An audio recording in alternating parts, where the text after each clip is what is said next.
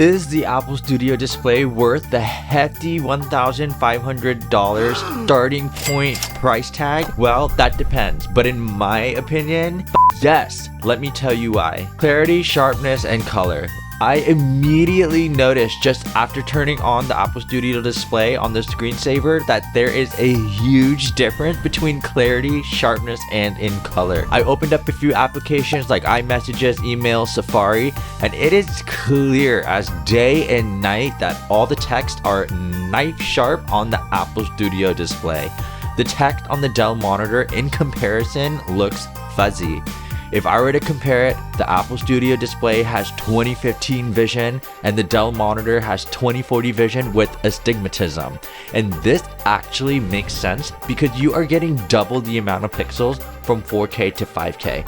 5K in a 27-inch monitor such as the Apple Studio display is 5,120 pixels by 2,880 pixels.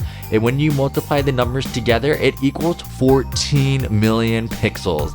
In a 4K 27-inch monitor, it is 3,840 by 2,160, and that is only 8 million pixels. And just an honorable mention, because I use Final Cut Pro a lot, the first second I opened Final Cut Pro, I already knew it was 100 times better than my 4K monitor, and I was missing out. The audio waveforms, the timeline, are very, very crisp and clear. You can even see my eyeballs. If you don't have FOMO, you should definitely have FOMO. I can't believe that I slept on this monitor for so long. But I will say 4K versus 5K does not affect my workflow or productivity at all. I like to view the Apple Studio display as a luxury, especially with that $1,500 price tag. But it isn't necessary. It's more of a want rather than a need. Next thing is the audio. This is a bonus because most external monitors don't have speakers, and if they do, they straight up just suck. The Apple Studio display has a 6-speaker system with force-canceling woofers with support for spatial audio when playing music or video with Dolby Atmos. Puts you in the center of the action.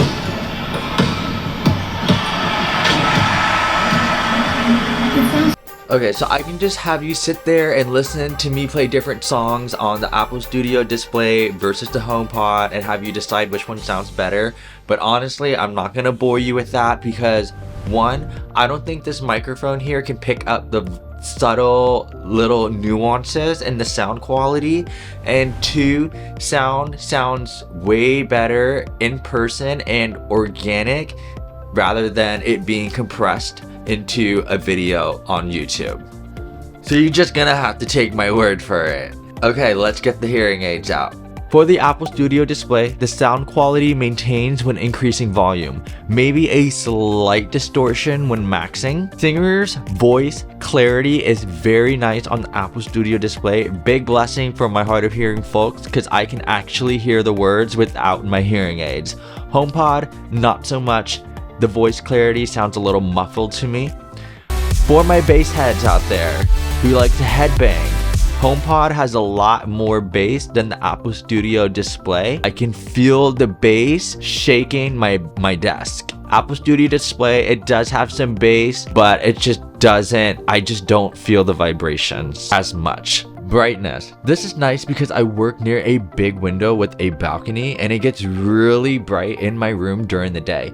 The Apple Studio display delivers 600 nits of brightness while my Dell only delivers 400 nits. It is noticeable during the daytime and it is a nice, again, luxury to have. Color accuracy. There are some serious measurements that have been done according to RTINGS, which I think stands for ratings.com, is a very reputable source because they do serious testing on different external monitors. They gave the Apple Studio display a score of 9.7 out of 10 for out-of-box accuracy. And I mean, back in school, 9.7 out of 10, that's an A+.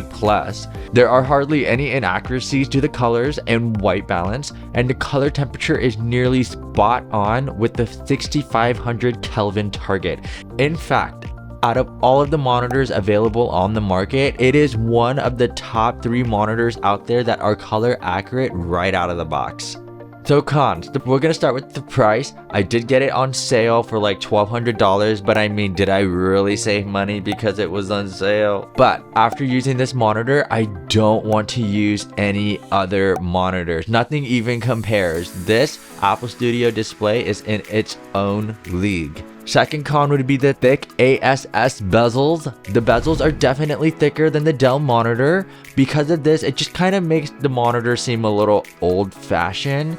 But if I'm going to be honest, after staring at the monitor for more than 5 minutes, the bezels just blend into the background. And the last con, and this one's going to be kind of controversial, and it's the 60 Hz refresh rate. For what I use the monitor for, 60 Hz is just fine.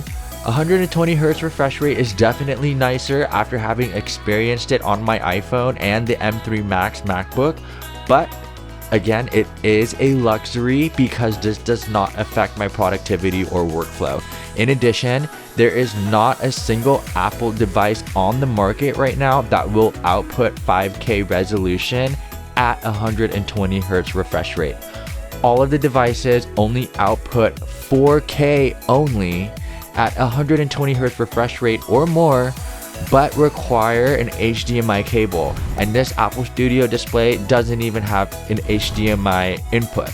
Even if this monitor does support 120 Hz refresh rate, there are no Apple devices out there that will be able to support a 5K output at 120 Hz. If it isn't obvious that I love this device, then you should watch the video again. This device is definitely a luxury and is not for everyone given its hefty price tag.